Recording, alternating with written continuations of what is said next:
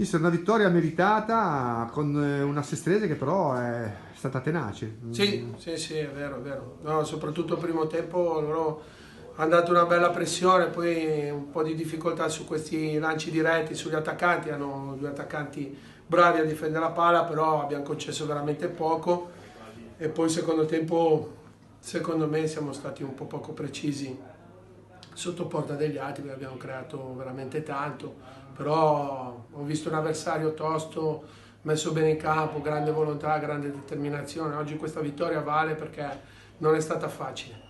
Tra l'altro Placido prima di segnare era andato vicinissimo al gol subito dopo pochi minuti di gioco con un altro colpo di testa che però non aveva centrato la porta.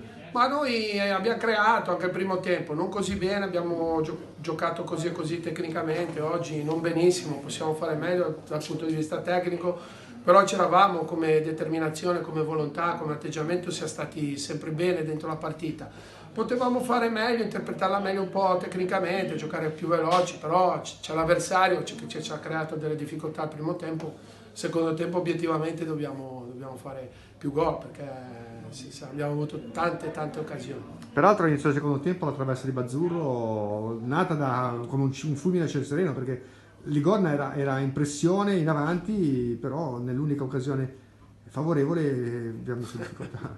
No, sarebbe stato un po' particolare. No, lui ha calciato benissimo, era un tiro da 25-28 metri, non lo so neanche, ha calciato veramente benissimo, ma penso che sia stato l'unico tiro verso la porta vero, però devo dire la verità, dal punto di vista della volontà, dell'atteggiamento, i miei ragazzi sono stati umili, tosti, sono stati dentro la partita, mi sono piaciuti.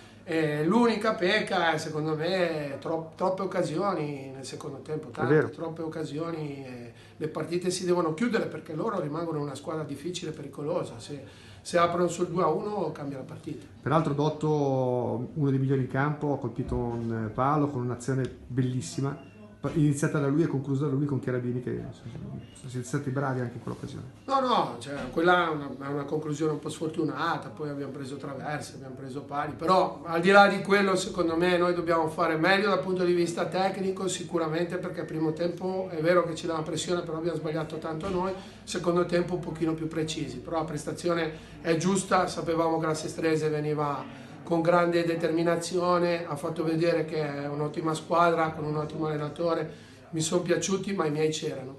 Un'altra domanda, l'ultima per me, è riposo domenica prossima e poi l'ultima con il Baiardo alla caccia del primo posto a questo punto. No, beh, sicuramente, andiamo a fare l'ultima cercando di vincerla come abbiamo fatto sempre.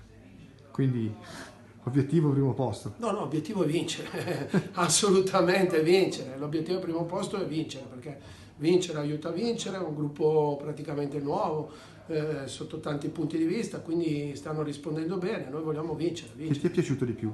Dei miei? Sì. La squadra. La squadra.